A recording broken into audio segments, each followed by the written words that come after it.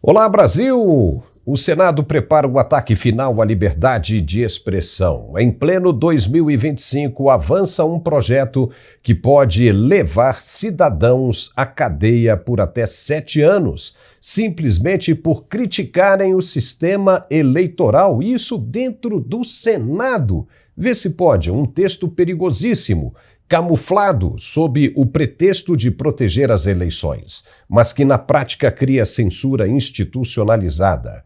E no Supremo, Flávio Dino, o ministro comunista, reforça o cerco, transformando as plataformas digitais em polícia da opinião pública. A democracia virou mesmo refém da narrativa oficial.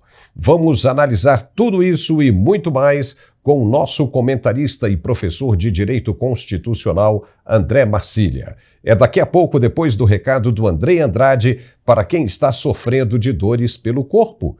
Se liga aí no recado dele, que eu espero por aqui. Até já. Eu sou Maria das Graças. Eu ouvia sempre falar do articular. E sabendo que a minha mãe estava numa situação de dor, que ela tomava dipirona direto, dia e noite, tomando dipirona para aliviar as dores. Ia para médico, o médico passava remédio, mas médico particular, esse remédio caríssimo e nada, ela não ficava boa das dores. Eu resolvi vir para Piauí, eu disse, vou comprar esse remédio e levar para dar de presente à minha mãe. Estou aqui em Valença do Piauí. Desde o primeiro dia que ela tomou, no outro dia ela já amanheceu sentindo melhora. Ela sentiu o corpo destravar. Podem comprar sem medo, em nome de Jesus, que é um milagre. Olá, meu querido Paulo, que alegria mais uma vez aqui para falarmos do melhor produto ortopédico do Brasil, o Articular, que você acabou de ouvir mais um depoimento, mais uma pessoa que hoje não sofre com dor. E eu quero que você preste bastante atenção, porque agora que nós começamos o mês de junho, eu quero que você tire esse tempo para você cuidar da sua saúde. O único produto no Brasil que trata o problema que causa dor, o Articular, que ele tem uma fórmula nobre, uma fórmula premium, que tem todas as propriedades que um ortopedista recomenda. Ele tem altas doses de condroitina, magnésio, cúrcuma, vitamina D, cartilagem C2 e o poderoso ácido hialurônico ortopédico, o mesmo que é usado nas clínicas de ortopedia quando o paciente está no estágio crítico, quando a cartilagem já foi embora, quando está batendo osso com osso, quando tem que colocar prótese. Pois é, o Articular, que ele é esse tratamento, muito melhor do que você optar por uma prótese, porque a prótese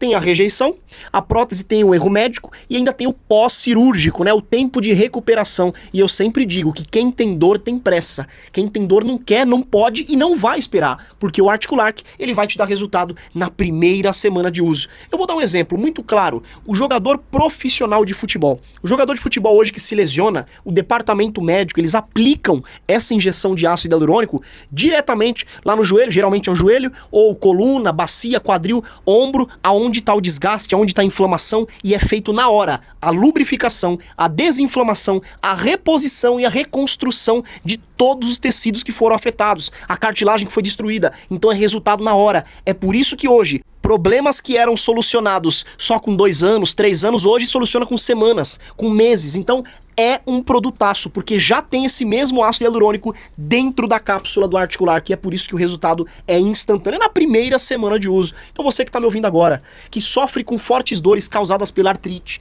você que tem artrose, fibromialgia, hérnia de disco, desgaste de cartilagem, osso batendo com osso, já pega um papel e caneta, começou o mês de junho e hoje os 100 primeiros telespectadores que ligarem a partir de agora, eu vou dar 80% de desconto, somente para os 100 primeiros telespectadores. Então, gente, aproveita porque hoje é o dia. É só você ligar 0800 591 4391 0800 591 4391. Vou repetir.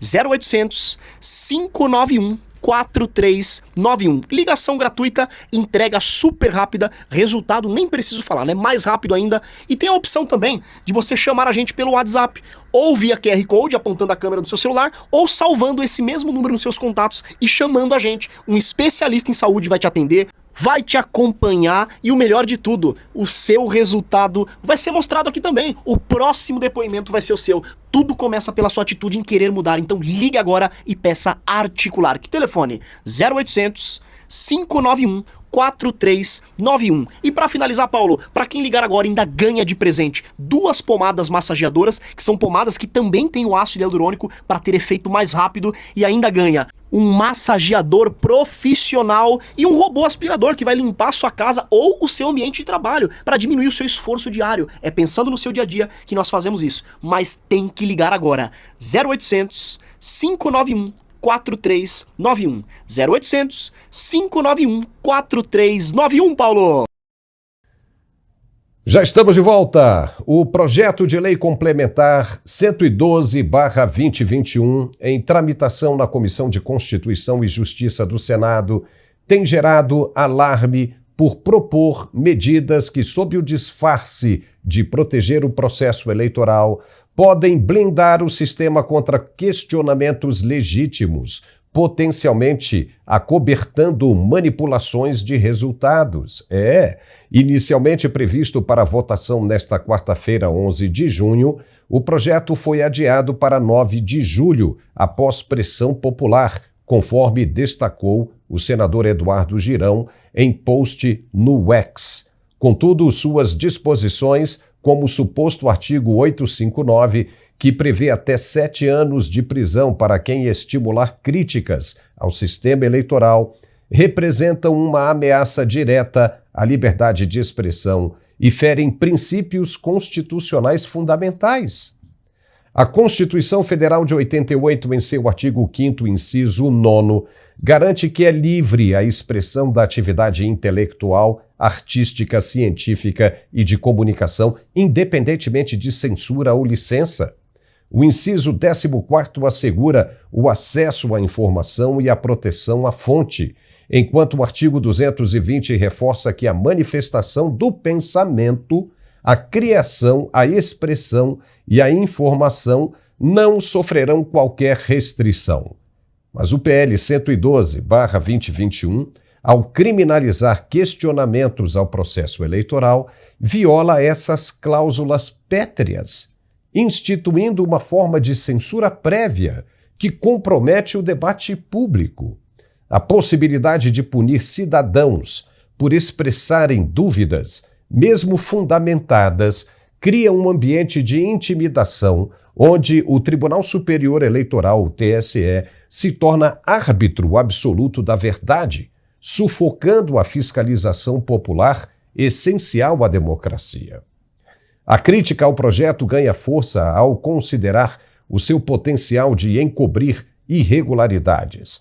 Eleições transparentes dependem da liberdade de escrutínio, especialmente em contextos onde fraudes já foram documentadas globalmente. Ao coibir questionamentos, esse projeto de lei não fortalece a democracia de maneira alguma, mas a fragiliza, dificultando a contestação de resultados, mesmo diante de evidências. A vagueza do termo estimular críticas, combinada à subjetividade judicial, abre espaço para abusos, como a perseguição de jornalistas ou opositores, prática já observada em decisões controversas do STF e TSE, conforme reportagens, inclusive do portal Gazeta do Povo. A concentração de poder no TSE, com prerrogativas ampliadas, reforça a percepção de que o projeto busca monopolizar a narrativa eleitoral, minando o controle social. Além disso, a desproporcionalidade da pena, 7 anos de prisão, equiparável a crimes graves, contraria o artigo 5º, inciso 4º, que protege a livre manifestação do pensamento. A tentativa inicial de votar o projeto sem debate suficiente, frustrada pela mobilização cidadã nesta quarta-feira, evidencia a falta de transparência em sua tramitação. Comparado a iniciativas como o PL 2630, lembra dele? O da Lei das Fake News, criticado por organizações como a Freedom House por promover censura, esse projeto de agora segue um padrão preocupante demais de restrições à liberdade de expressão e privacidade online também. Em síntese, esse PL 112/2021, guarde bem o número dele, é um retrocesso autoritário que, em vez de proteger o sistema eleitoral brasileiro, parece projetado para silenciá-lo contra questionamentos, violando justamente o artigo 5º da Constituição Federal e comprometendo definitivamente a democracia brasileira. Sua rejeição é urgente para preservar o direito à expressão e à informação, garantindo que o processo eleitoral permaneça sujeito ao escrutínio público sem temor de represálias. Dito isso, vamos conversar agora sobre o ponto de vista jurídico com o nosso analista e professor de Direito Constitucional, doutor André Marcília. Seja muito bem-vindo, Marcília. Mas que jabuti perigoso é esse, hein? E os caras passaram isso na cara dura, na Câmara dos Deputados, sem que ninguém percebesse, com a direita, inclusive, votando a favor. Mas eles tratam de leis. E não sabiam que isso era inconstitucional? Seja bem-vindo, Marcília. Boa tarde, obrigado. Um prazer estar aqui contigo, com toda a audiência. Pois é, veja só, a gente precisa entender que existe hoje dentro do Congresso essas ameaças que são resultado de projetos e de mesmo propostas de emendas que seguem adiante sem um debate necessário sobretudo com a sociedade. Nós temos, infelizmente, esse tema da liberdade de expressão, o tema de redes sociais, o tema de eleições, temas críticos da nossa sociedade, aparentemente, como eles são muito debatidos na mídia, nós temos a impressão de que são temas que estão na cabeça dos nossos parlamentares, mas não. Você senta com os parlamentares, são pouquíssimos os que entendem do assunto, os que sabem o que está acontecendo e os que compreendem a consequência dos atos deles próprios. É necessário que, primeiro, os parlamentares sejam esclarecidos pela sociedade. Eles precisam receber essas informações, e por isso as redes sociais são tão importantes hoje em dia. E também é necessário que esses parlamentares abram diálogo com a sociedade. Senão, coisas como essas vão passando adiante sem que a gente consiga evitar. É necessário compreendermos, sobretudo, que dentro do Senado, hoje em dia, as ameaças são ainda maiores porque nós temos um Senado cada vez menos qualificado, mesmo dentro da direita. Não basta, eu tenho repetido, não basta apenas pensarmos em uma direita, em termos um Senado de direita, um Senado de oposição, é necessário que seja uma direita qualificada. Há muitas pessoas de direita que não são qualificadas, que não conhecem muito bem assuntos que hoje são críticos para a sociedade. Então, esse é um ponto essencial. Precisamos olhar para o Senado com alguma desconfiança, porque antigamente, no Senado era uma espécie de casa revisora da Câmara. O Senado era um nobre, a pessoa, depois de ser governador, ela passava a ser senador, tinha todo um ritual. Hoje em dia, enfim, o Senado acolhe nomes que não são dos mais qualificados. E esse diálogo entre Senado e sociedade, Congresso de uma forma geral e sociedade, precisa ser feito com audiências públicas, com abertura para debate, com críticas. Esse canal precisa ser reaberto de uma forma diferente da que tem hoje. Senão, coisas assim vão se tornar o dia a dia, porque existe hoje, dentro do Senado, dentro da Câmara, diversos projetos super perigosos à nossa liberdade de expressão, à liberdade eleitoral e mesmo à democracia. Olha, na nossa maneira de ver isso, a nossa opinião é de que deveria ser justamente o contrário. Se um projeto como esse passou pela Câmara dos Deputados, com a direita votando nisso, o Senado deveria revisar isso aí e contestar, porque é uma obrigação dos parlamentares conhecerem a Constituição brasileira. E se o artigo 5º proíbe isso, e mais ainda, a liberdade de expressão é uma cláusula pétrea, eles deveriam saber disso.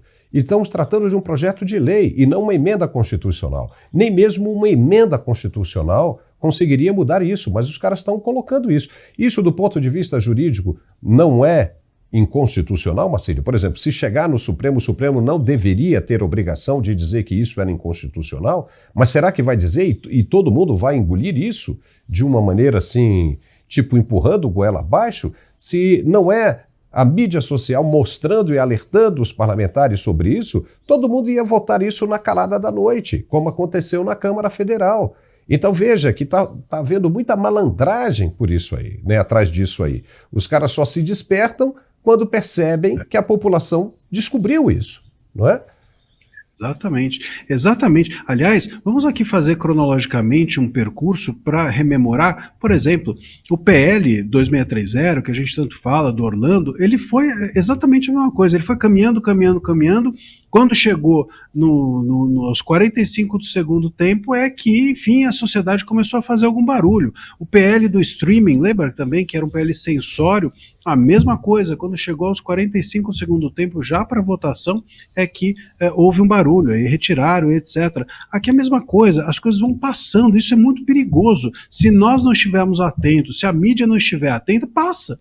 Passa porque, enfim, não há qualidade na votação, esse é um perigo danado. Então, se a própria sociedade não acende a luz amarela ou vermelha, os parlamentares, por eles próprios, parece que não percebem o perigo que eles próprios estão gerando. E se isso daí, sim, claro, em tese, do ponto de vista jurídico, o STF pode reverter em razão da inconstitucionalidade, mas seria muito ruim que nós, que estamos tanto criticando o STF por cometer atos inconstitucionais, dependamos, nós, e até mesmo pensando o Congresso, que hoje tem uma posição de combate, ou deveria ter uma posição de confronto democrático em relação aos avanços e excessos do STF, precisasse do STF para corrigir aquilo que na própria Casa Legislativa não foi feito de forma adequada. Quase que se legitimaria esse papel excessivo em relação às prerrogativas legislativas do STF. No lugar de recuar, de conter o STF, seria uma espécie de justificativa de que esse papel de revisor do Congresso se justifica. Pois é, isso, obviamente, a gente só comenta isso em uma outra época, né, onde o Supremo deveria atuar com o papel a que foi atribuído, mas nos dias de hoje nós sabemos que tem interesse, os caras têm interesse nisso e daqui a pouquinho a gente vai falar sobre isso. Mas é um absurdo, se estão querendo mudar tanto esse artigo da Constituição, estão lutando lá atrás do deputado Orlando, né, o Orlando, eu esqueci o sobrenome dele. Orlando Silva, exatamente, né? Eles tentando mudar, né, que foi o primeiro que apresentou, depois teve que retirar por causa da repercussão negativa que causou.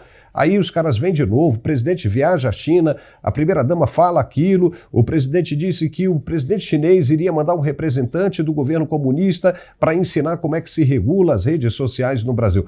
Para com isso. Por que então a turma não se reúne, em vez de ficar fazendo essa palhaçada toda e reescreve a Constituição brasileira, né? Faz um novo plebiscito, né, para ver se o povo concorda com uma nova Constituição e se convoca uma nova Assembleia Constituinte e se recria a Constituição. Desta vez será mais fácil, porque muitos artigos que estão ali só precisam, agora podem ser preservados e só precisam ser reajustados. E aí se resolve essa questão de uma vez, inclusive a relação com o Judiciário. Se existe um momento adequado para se reescrever uma Constituição, se fazer uma nova Constituição, o momento é este. E vou citar um exemplo, Marcília, e gostaria, né, apenas hipoteticamente, né, para a gente, né, ilustrar essa conversa, e eu gostaria de ouvir o seu ponto de vista com relação a isso. Veja, um projeto desse se passa criminalizando qualquer um que conteste ou que critique o processo eleitoral, você não vai poder mais fiscalizar as eleições no Brasil. Então veja, tudo o que aconteceu de 2022 para cá, urnas eletrônicas, código-fonte, tudo isso vai para o saco novamente. Ou seja, se alguém tem a malandragem, aqui hipoteticamente dizendo, se alguém tem a malandragem de ter um controle sobre o processo eleitoral, imagine isso hipoteticamente, vai passar. Vai conseguir o seu objetivo de manipular as eleições, porque ninguém vai poder contestar. Mesmo que você veja que os gráficos estão apontando para uma irregularidade, você não vai poder abrir a boca, porque senão você será preso.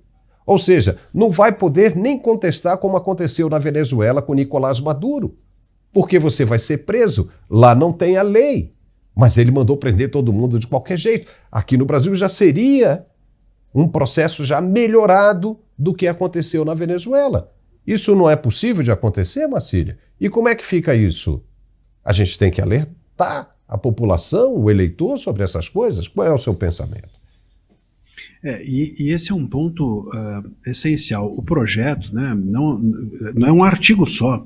É bom que se diga que, do ponto de vista da lógica do projeto, né, essa ideia de que a contestação do sistema eleitoral é um ilícito, ela está presente em diversos momentos. Então é algo que não é que isso, a gente fala aqui de um jabuti, né? Isso está implícito, mas tem em diversos momentos isso reverberando, né? Aquilo vai como uma espécie de metástase no próprio projeto como um todo.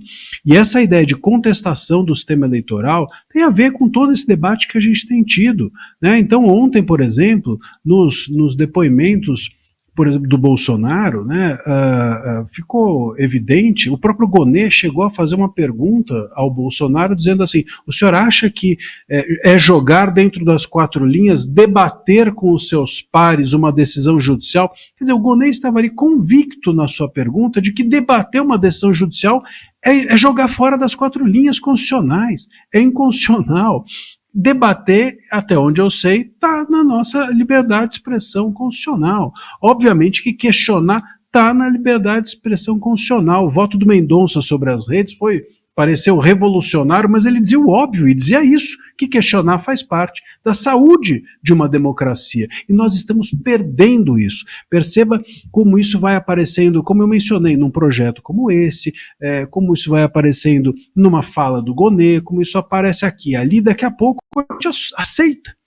Passamos a aceitar que dentro da lógica da liberdade de expressão, debater ou questionar é ilícito. Isso é um risco imenso, não é apenas um risco pontual, é um risco sistêmico de nós perdermos a noção de que debater, questionar é saudável para a democracia. Eu sempre digo, se você entra na sua casa, se você vive com a sua mulher ou com os seus filhos e não debate, não questiona, você está errado, você é um louco. Você é um tolo, é saudável debater. E ainda que as pessoas questionem no sentido de desgostarem, ainda que exista dentro de uma democracia alguém que não goste do sistema eleitoral, e daí, qual o problema? Ainda que exista alguém que debata contra o sistema, qual é o problema? Se você, por exemplo, tem um filho, e o seu filho não quer ter filho, isso é um problema? Se você, por exemplo, é casado e o seu filho não quer casar, a sua família está desestruturada por isso, isso é uma completa loucura. Nós perdemos, por certo, a noção de que questionar, debater, falar, trocar ideias contrárias se somarem, é a essência da democracia. É sem isso que não há democracia. O que nós estamos pregando como valor de liberdade de expressão no país é tirania, que é a visão única de um só. E esse um só é sempre o Estado, é sempre uma autoridade pública. Isso é muito perigoso. Esse projeto, Paulo, eu chamo novamente a atenção, porque se a gente sair rastreando, fazendo um pente fino dentro do Senado e da Câmara, nós vamos encontrar diversos outros projetos que tem essa mesma lógica e que nós só vamos descobrir aos 45 do segundo tempo porque eles próprios parlamentares não percebem que essa lógica está introjetada em diversos outros projetos. A criminalização do debate, do questionamento. É impressionante como é que alguém ainda tem a cara de pau de pensar em um projeto desse e ainda pensa em ser reeleito, pensa em estar na próxima legislatura, né, em 2026. É impressionante. Veja, você tocou num ponto importante que a democracia, o debate é essencial. E é essencial mesmo para a evolução, inclusive da espécie humana. Nós chegamos aonde chegamos porque nós tivemos o ponto e o contraponto.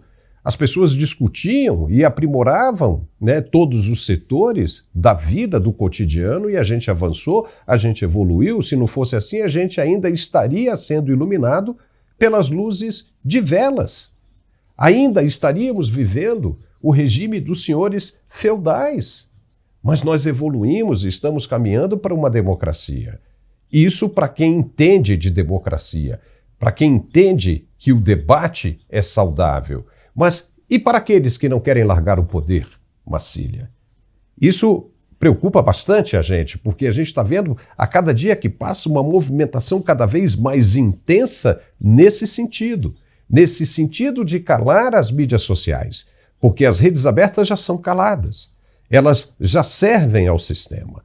Então, o que tem atrapalhado bastante o sistema são as mídias sociais, porque através dela nós conseguimos passar a verdade, conseguimos mostrar a verdade. E se alguém tem algum projeto de governança eterna, esse projeto é atrapalhado por um obstáculo que está bem aí na frente, que se chama mídias sociais. Diante disso, fica difícil da gente acreditar que, democraticamente, o governo que está aí, se perder, irá entregar o cargo. E aí acabará, isso é o que a gente pode imaginar, né? Obviamente não queremos que isso aconteça, e aqui hipoteticamente dizendo, acontecer exatamente como eles acusam que teria acontecido. Ou seja, os caras jogam a eleição para mais para frente e simplesmente nós não teremos um 2026, não teremos eleições. Porque isso aí preocupa demais. Não te preocupa não, Macílio? Não, sem dúvida alguma. Aliás, esse é o grande golpe, né? A gente fala aqui muito em golpe, mas o tal golpe, as provas não aparecem, mas as provas são abundantes de que nós temos em curso hoje dentro do país um golpe que é o de corroer a estrutura do Estado.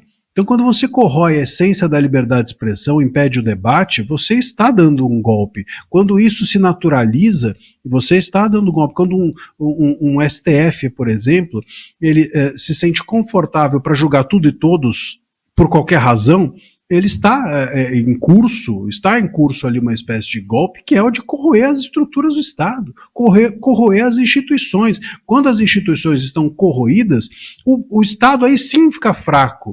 Eles alegam que o Bolsonaro, fazendo postagem em rede social ou fazendo live, enfraqueceu o Estado, e essa é a alegação, e por isso eles dizem que ele já tentou golpe ali, fazendo postagem de rede social, olha só. Então, eles dizem que isso é tentar um golpe, mas tentar um golpe, ou dar até um golpe, é você desestruturar o Estado com decisões que vão contra a Constituição. Veja, nós temos, agora há pouco tempo atrás, o Ives Gandra, que é um jurista, está sendo investigado dentro da OAB por incitar golpe, por ter feito um estudo sobre um artigo constitucional. Então, quer dizer, a Constituição é criminosa. Se eu não posso estudar a Constituição, se é crime estudar a Constituição, a gente precisa prender os professores. Eu me entrego, então, pronto, eu saio algemado. Afinal de contas, a gente estuda todo dia a Constituição, se virou crime. Quer dizer, a gente vai perdendo a sensibilidade do absurdo. A sensibilidade do absurdo. E isso é muito grave. Isso sim é um golpe. Corroer a Constituição, destruir os nossos textos, interpretar subjetivamente, deixar tudo no ar para que alguém possa exercer subjetivamente o poder, isso sim é um golpe. E esse golpe, eu acho que ele não foi só tentado, não. Esse foi dado. E olha só, chega ao absurdo, é tanto absurdo, rapaz, que às vezes dá ânsia de vômito, né? Outro dia, ouvindo aí o programa de rádio de um esquerdista desse aí, o cara teve a capacidade de dizer que o artigo 53 da Constituição é inconstitucional. É inconstitucional, é a capacidade dele de raciocinar. Não vale nem a pena a gente dizer o nome aqui.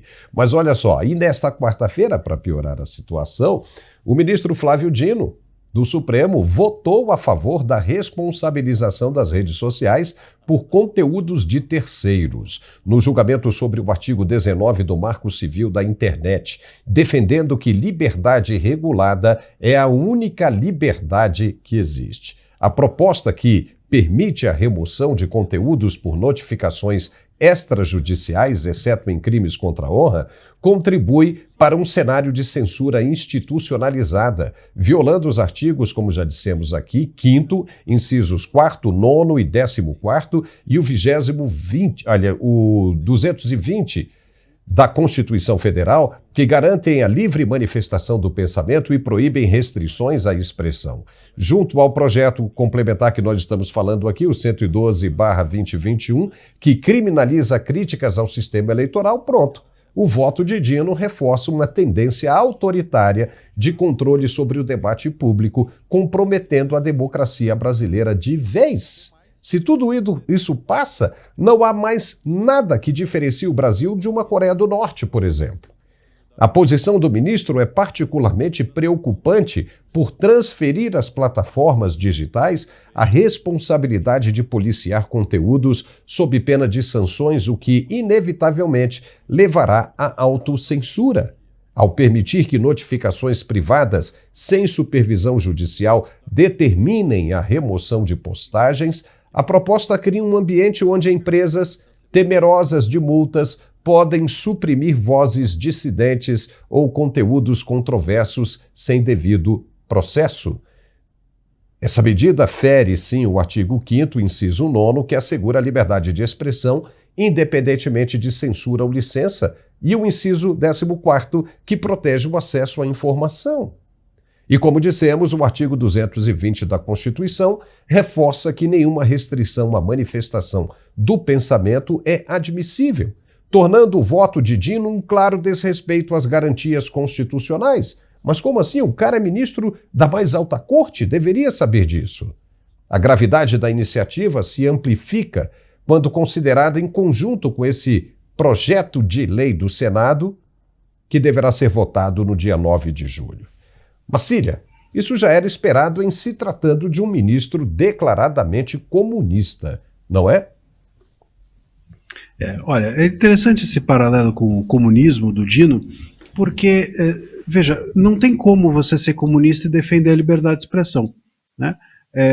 Exatamente a ideia do comunismo é a de que o Estado ele é o grande controlador. Se o Estado é o grande controlador, não tem liberdade. A liberdade é um pressuposto de que o indivíduo ele se autocontrola ou que ele possui, tanto que a gente chama a liberdade de expressão de uma liberdade individual, faz parte das liberdades individuais, né? Tanto que a gente fala academicamente o estudo das liberdades individuais. Pô, se você acredita que o Estado é mais importante que o indivíduo, não tem como ter liberdade de expressão. Então, o Dino, por natureza, vamos dizer assim, ou por princípio, não é ou não pode ser a favor da liberdade de expressão. Aliás, eu vi até um dos vídeos, enfim, lamentavelmente eu tive que ver, do voto do Dino, e ele chega a dizer que não existe liberdade sem responsabilidade. Veja, já temos responsabilização. O Marco Civil responsabiliza as plataformas e as redes. O ministro Dino chega a dizer que liberdade sem responsabilidade é tirania. E eu concordo com ele e digo mais. A única liberdade, a única pessoa, o único órgão hoje que exerce liberdade sem nenhuma responsabilidade é o STF. Isso sim, eu concordo, é tirania.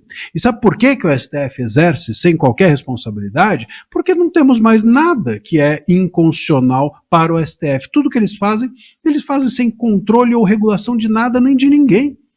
Hoje o STF age como se ele fosse o dono da Constituição e não o guardião da Constituição. Nós temos hoje dentro do ambiente do STF a impossibilidade de que os ministros se declarem suspeitos, impedidos, sejam afastados dos julgamentos. Eles julgam, têm competência para julgar qualquer um, a qualquer tempo. As decisões do ministro Moraes ele quer que sejam válidas nos Estados Unidos. O ministro Moraes está investigando Musk, que é uma pessoa de outro país, no inquérito aqui dentro. A gente tem uma situação completamente dantesca, absurda, kafkiana dentro do país, e isso sim é exercer liberdade sem responsabilidade. Então, se eles estão tão preocupados em que a liberdade não possa ser exercida sem responsabilidade, deveriam olhar um pouco para o espelho, porque eles é que exercem essa liberdade sem qualquer responsabilização hoje em dia, infelizmente. E esse é um cenário que a gente deve mudar. É o STF que precisa ser regulado, e não as redes sociais. É isso aí. Antes da gente passar para o próximo assunto, porque vai ficar ainda pior, espere por aí para você ver o que nós vamos dizer. Mas antes eu queria dar esse recado aqui rapidinho. O Dia dos Namorados chegando, dia 12 está aí e você não pode perder essa oportunidade. Aí mesmo que chegue um pouquinho atrasado aí na sua residência, mas vale a pena porque é um excelente presente para você dar para sua namorada, para o seu namorado, marido, esposa, seja lá para quem você quiser. Tá aqui. Etché, Uma Noite em Sevilha, um perfume maravilhoso com uma fragrância sensacional. Toda vez que eu coloco, as pessoas me perguntam que cheiro é esse. E aí eu digo, esse é o Etché, Uma Noite em Sevilha. Para você ter informações, basta acessar o site que está aparecendo aí na sua tela, etchelojavirtual.com, ou acessar o QR Code e fazer o seu pedido. Tem desconto para o Dia dos Namorados, me parece que vai durar um pouco mais, hein? E aí uma pergunta feita no nosso chat, divide? Claro que divide, divide no cartão. Entre lá, você paga em quantas vezes você desejar, tá bom? Eu acho que você vai gostar do Big Deal que tem lá. Etê, uma noite em Sevilha. Basta acessar o site que está aparecendo, etlojavirtual.com e fazer o seu pedido. Valeu! Seguimos em frente em um movimento que pode favorecer a deputada Carla Zambelli. O presidente da Câmara, Hugo Motta, anunciou que a eventual perda de mandato da parlamentar será submetida à deliberação do plenário da Casa. A decisão representa uma mudança de postura em relação à declaração feita no dia anterior, ontem, quando Motta havia afirmado que não colocaria o tema em votação por já haver decisão condenatória no STF. Agora, ao determinar o trâmite regimental, Motta sinaliza respeito ao princípio constitucional de separação entre os poderes e reforça a prerrogativa do parlamento de ser o foro legítimo para decidir sobre o mandato de seus membros. Vamos notificar para que ela possa se defender, e a palavra final será a palavra do plenário, declarou o presidente da Câmara. Vale lembrar que essa dinâmica não é inédita. O próprio caso do delegado e deputado Alexandre Ramagem serve como parâmetro. Apesar de investigações em andamento e decisões judiciais de impacto, a atuação política segue sendo avaliada dentro da própria Câmara, que tem atuado como instância decisória em matéria de cassação de mandato.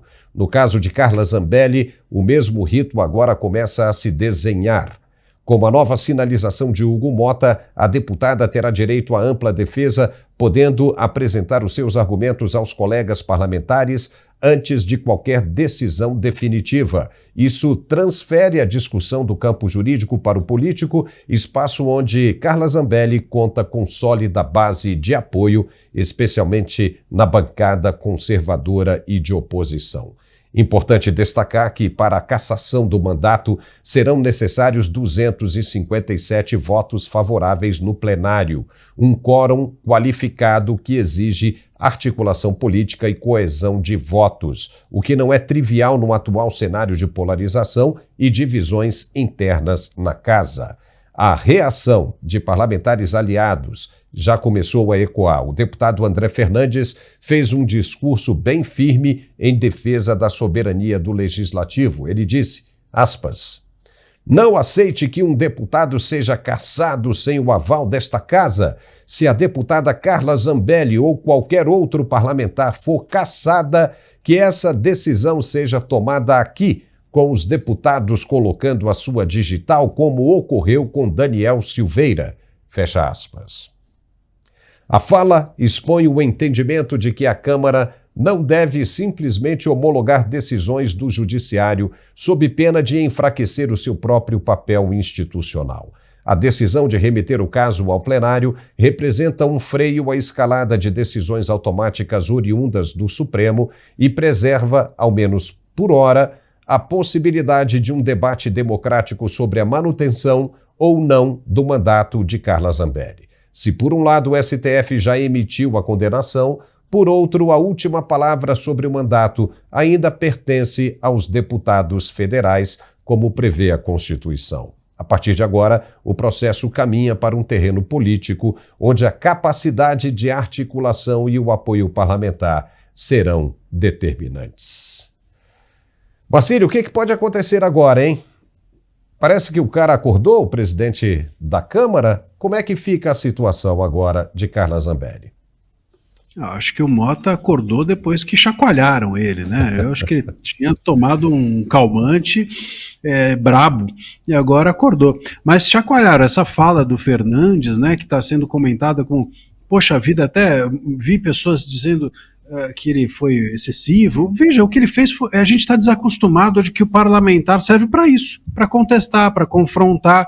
Aliás, curiosamente, a fala do Motta, depois do discurso do Fernandes, me chamou muito a atenção um ponto específico que passa um pouco despercebido, mas que é o seguinte, o Motta diz assim, olha, como o senhor fez esse discurso, mas eu não vou persegui-lo, pode deixar que não tem um alvo na sua testa.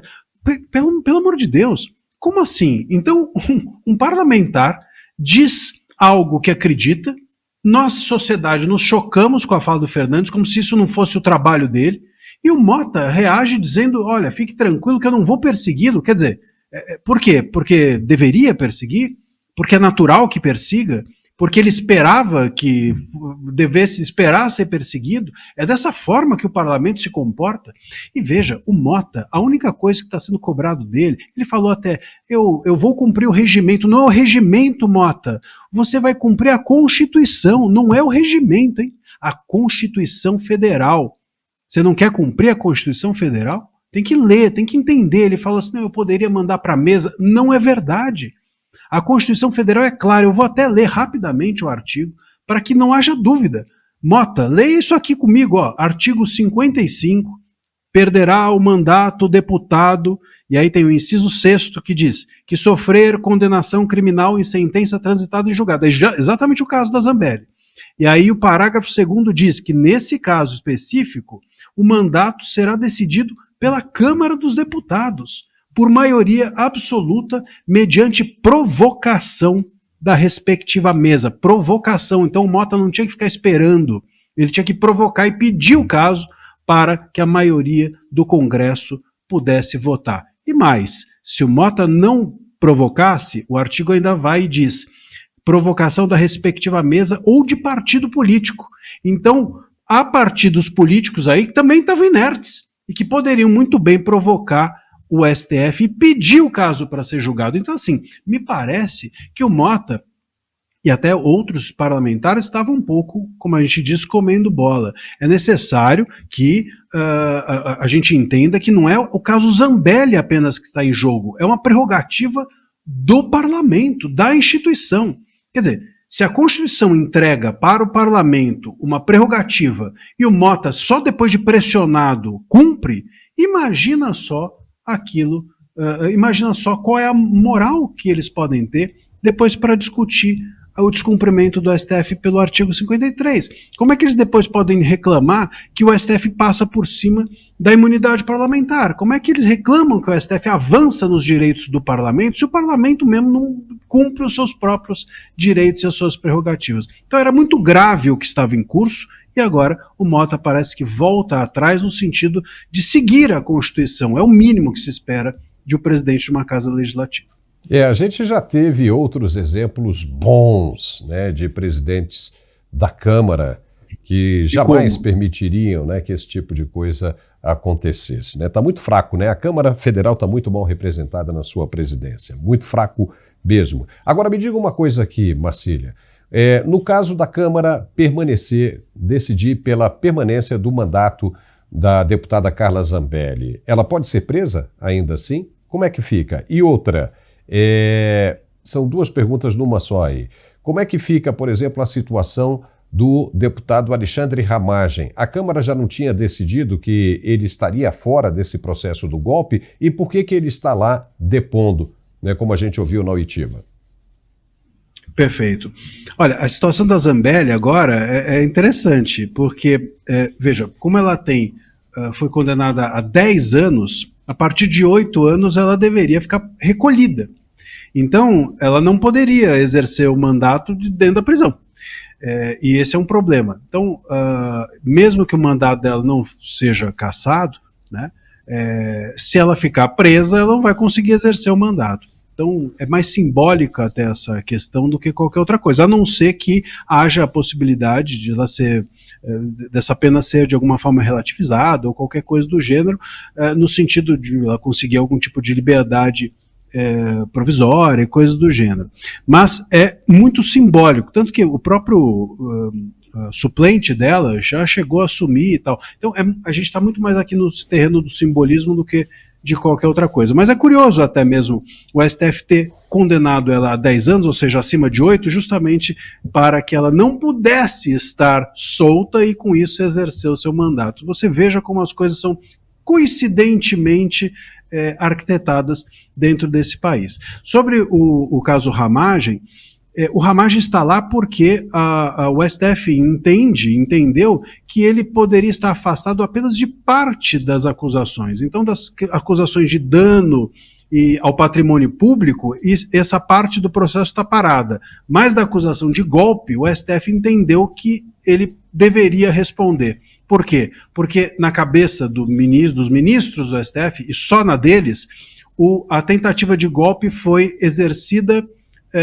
ou foi tentada antes dele assumir o mandato. E o dano seria depois. Então eles fizeram essa cisão e com isso criaram 2 ramagens. O ramagem pessoa física e o ramagem pessoa jurídica. Um está sendo agora julgado e o outro vai ficar para depois. É uma loucura completa. No direito isso não existe. Todo processo criminal a gente diz é indivisível, mas no STF tudo pode, tudo vale. Pelo menos por enquanto, né? No período em que nós vivemos, com essa turma que está aí. Agora me diga uma coisa. Deputada Carla Zambelli, mantendo o mandato dela, ela continua recebendo, né, os proventos, mesmo que ela não esteja aqui. Ela pode exercer o papel dela de deputada, mesmo estando na Itália, à distância, como se cogitou que o deputado Eduardo Bolsonaro pudesse fazer a mesma coisa? Porque aí seria interessante, porque o salário continuaria entrando, e aí sustentaria ela e ele aonde estão. O que você acha? Essa é uma outra boa discussão, né? Ela inclusive, já houve ordem para ela perder os proventos. Se o mandato dela for devolvido, tem que devolver os proventos a ela tem que voltar a receber salário, com a decisão favorável a ela do plenário do Congresso. Agora, aí entra uma discussão que é a seguinte, se ela estiver presa, mas não estiver cumprindo a pena de prisão, né, se isso faz ela perder ou não o mandato. Essa é uma boa questão que ela pode, em tese, se licenciar por um tempo, mas ela não pode cumprir o seu mandato fora do país, por completo, né? Ela se licencia por um tempo, etc., senão ela vai ter de passar o cargo a um suplente. Ela não precisa voltar a ser presa, óbvio, mas ela não consegue exercer para sempre o seu cargo de fora do país. Isso pode, sim, ser questionado, mesmo que ela não esteja, vamos dizer assim, encarcerada. Vamos para um outro assunto. O Supremo avançou nesta terça-feira em mais uma etapa do julgamento do núcleo 1 dos réus do 8 de janeiro. O ministro relator conduziu os interrogatórios com rapidez incomum para os padrões da corte. Em apenas 2 dias, ouviu quase todos os principais acusados. A velocidade sugere que o ministro já tem sua convicção formada e cumpre o rito apenas para blindar o processo de alegações futuras de nulidade ou cerceamento de defesa. Durante as oitivas, ele manteve um tom sereno e cordial e até brincalhão, com o que pode funcionar como estratégia psicológica. Cria um ambiente de aparente normalidade enquanto o desfecho já estaria definido. Do lado das defesas, os réus apresentaram respostas firmes, sem contradições, sem confissões ou provas novas que ligassem diretamente qualquer um deles à tentativa de golpe. O problema está justamente aí. A ausência de provas materiais não impede a condenação diante do histórico recente do STF. Casos anteriores mostram que quando o tribunal decide punir, as provas se tornam secundárias. O ministro relator parece seguir o mesmo roteiro. Acelera o processo, mantém o controle do ambiente e avança para uma decisão que já estaria mentalmente construída. No fim, o julgamento assume contornos de ato político com roupagem jurídica. Com as oitivas encerradas, resta apenas a formalização de um resultado que, pelo conteúdo dos depoimentos, não encontra sustentação técnica alguma para a condenação, mas que ainda assim pode ser imposto por força da narrativa já montada.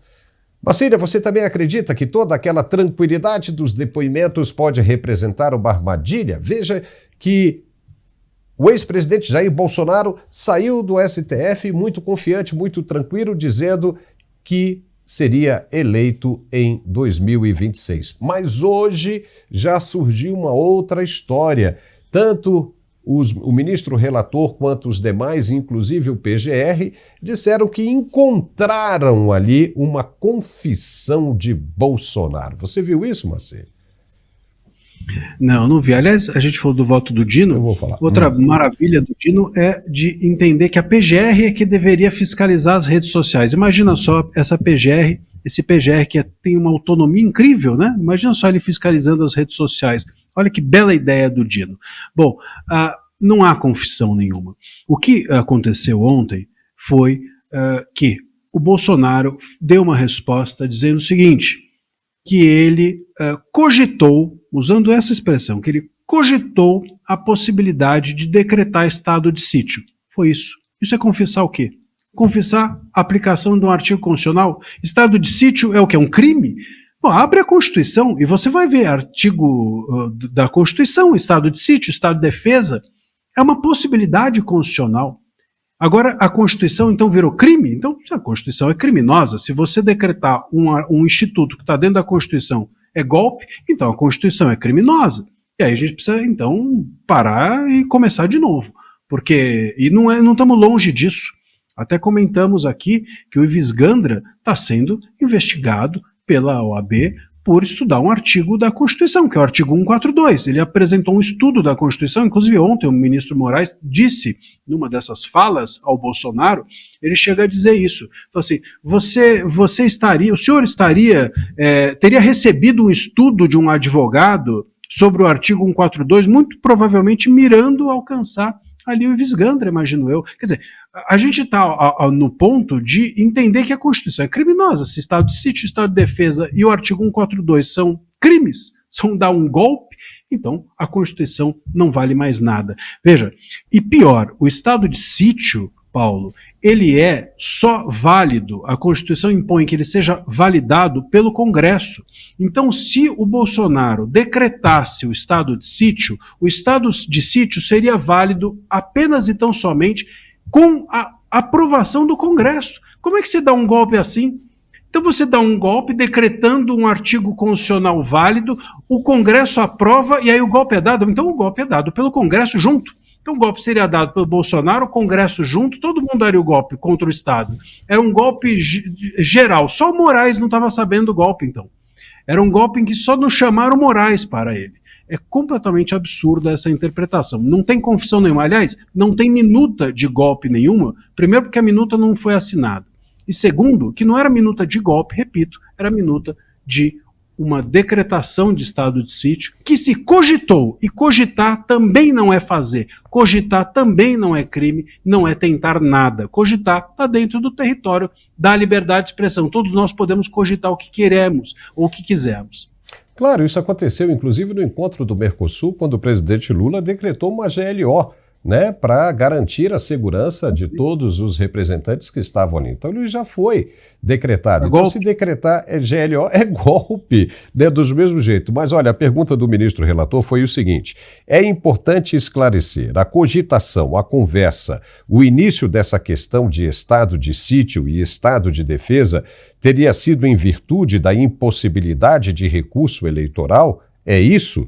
E o ex-presidente disse, sim, senhor. Isso em função de que o presidente Bolsonaro não tinha condições de discutir, não tinha espaço, não tinha porta aberta para discutir nem com o STF, nem com o TSE sobre o que estava acontecendo. O Brasil vivia realmente uma questão muito problemática. Nós tínhamos os caminhoneiros, você lembra quando os caminhoneiros fizeram aquela greve, o caos que causou no Brasil? Então o presidente tinha isso em mente, né? E aí ele queria, né, argumentar e coisa e tal.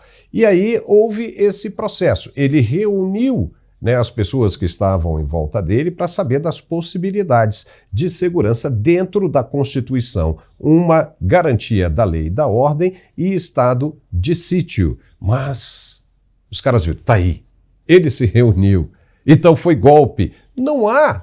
Eu quero saber de você que é professor de direito constitucional, existe alguma possibilidade de se incriminar alguém com base nisso que nós acabamos de falar, Marcília? Nenhuma. Primeiro porque, como eu mencionei, é um artigo constitucional. Então, você cumprir a Constituição não pode ser crime. Segundo, que você não dá um golpe assim. Ninguém dá um golpe assinando um decreto. Então, eu vou dar um golpe, eu vou assinar aqui um decreto de golpe. Segundo que, enfim, ele próprio mencionou que ele ficou sabendo pelo correio, que foi o advogado que mandou. A coisa fica cada vez mais pitoresca e fora de razão. Quando o ministro Moraes, nas vezes em que ele perguntou explicitamente se a minuta tinha a intenção de quebrar a normalidade democrática, essa foi uma das perguntas que ele fez, o Bolsonaro disse não. Quando ele disse se havia uma intenção, não lembro se ele perguntou de intenção golpista, deve ter perguntado algo nesse sentido, o Bolsonaro disse explicitamente, não, jamais passou pela minha cabeça golpe ou qualquer coisa do gênero. Ele realmente, como você bem mencionou, Paulo, provavelmente estava preocupado com um estado caótico de coisas que estavam acontecendo no país, como muitos outros presidentes já estiveram nessa situação e tiveram a mesma preocupação. Eles não podem linkar um possível estado de sítio com os questionamentos que o Bolsonaro fazia sobre o sistema eleitoral. O estado de sítio ser decretado é uma coisa e é legítimo, se não tem nenhuma finalidade antidemocrática, ele disse que não tinha, ponto. E outra coisa é você questionar o sistema eleitoral. Ele tem direito de questionar o que ele quiser. Aliás, como presidente da República, ele tem o dever de questionar. Ele tem o dever. Se você é presidente de uma empresa e você desconfia de alguma coisa, e você acha que possivelmente algo está errado, você tem o dever de desconfiar e de buscar investigar. Ele chega, inclusive, a dizer que tudo seria resolvido, que não haveria esse questionamento se o TSE tivesse aberto as portas para a conversa. E ele diz que não houve essa abertura, e aí eles então tiveram essas conversas no sentido de desabafar, ele usa essa expressão, de desabafar e etc. Ou seja, estava-se apenas no território da cogitação de que algo estava errado, de que algo estava possivelmente fora da ordem. Ninguém, ele próprio diz, não houve afirmação de que houve fraude, não houve prova nenhuma levantada de que o ministro estava recebendo esse ou aquele valor. O ministro Moraes pergunta tudo isso e ele diz não. Era apenas um desabafo, era uma conversa. Chega a se dizer que era uma conversa de bar em alguns momentos, com salgadinhos e guaraná, não é? Então a gente está aqui no terreno de um questionamento sobre o sistema eleitoral, e as pessoas têm direito de fazer isso. É aquela conversa que a gente teve no início. O questionamento é saudável para uma democracia. E do outro lado, você tem a possibilidade de decretar um estado de sítio se o país entrasse em algum tipo de desordem. E outra, não se assinou nada, não se decretou nada, isso não foi adiante, ficou na cogitação. E eu sempre digo, cogitação não é golpe. Se eu cogitar que assaltar o supermercado, nós dois aqui estamos cogitando assaltar o supermercado, a polícia pode invadir a nossa live aqui e nos prender? Não, eu preciso tentar ou iniciar o ato de execução, senão está no terreno da liberdade. Eu sempre digo, se cogitar um crime for crime, a gente precisa prender todos os roteiristas da Netflix hoje, porque afinal de contas eles passam o dia inteiro cogitando crime, escrevendo e assim por diante. Ou aquele filme, né, do Tom Cruise, que quando basta você pensar, o cara já desce. O cara vem do futuro e já desce e te prende porque acha que você vai cometer o crime depois. Mas Paulo, tá engraçado isso. Olha o perigo em que nós estamos. A gente teve outro dia um parlamentar que chegou a ser acusado, ou tentaram até destituí-lo do cargo, me lembro o nome dele, mas porque ele disse que desejava que o presidente da República não estivesse vivo. Era o desejo dele. Ele estava exprimindo um desejo. Não pode mais desejar. Então a gente não pode mais questionar. Da Federal. Gilvan da Federal. Gilvan da Federal. Quer dizer, ninguém pode mais desejar. Imagina só se as pessoas começarem agora a tentar descobrir qual é o seu desejo para criminalizá-lo. Bom, acabou. Os relacionamentos amorosos todos acabaram. Não, uma coisa é o seguinte, é o que você pensa, o que você deseja, e do outro lado é o que se interpreta do seu desejo, né? Porque às vezes você pode desejar o bom e o melhor para a pessoa, mas se do outro lado o objetivo de interpretação for o contrário, você está ferrado, do mesmo jeito. Então veja, se não é isso que acontece na Coreia do Norte, se não é isso que acontece na China, no Irã e em todos os outros países aí ditatoriais, o que é? E o que está faltando para o Brasil virar isso? Só um estalar de dedos. Nós estamos aí, prestes a vivenciar esse tipo de situação. É muito complicado. Né? Mas nós vamos ver. 2026 promete bastante, viu, Marcília? Promete bastante. Nós já cantamos a bola por aqui. Vamos observar. Quanto mais gente falando, melhor para fiscalizar. Valeu muito aqui os seus esclarecimentos. Agradeço demais. Muito obrigado e até semana que vem, viu, Marcília? Ou a qualquer momento. É um prazer. Prazer estar sempre com vocês aqui. Tamo juntos. Semana que vem tamo aí. Valeu, obrigado. Tchau. Muito bom, muito esclarecedor o nosso programa. Eu agradeço a você por ter ficado comigo até aqui durante essa hora. E lembro que amanhã, ao meio-dia, estamos de volta ao vivo e a cores para debater mais um monte de assunto interessante e emitir, claro, a nossa opinião, para que você forme a sua. Se gostou do nosso programa, se inscreva no canal, nos dê um like e compartilhe o máximo que você puder. Um forte abraço e até amanhã.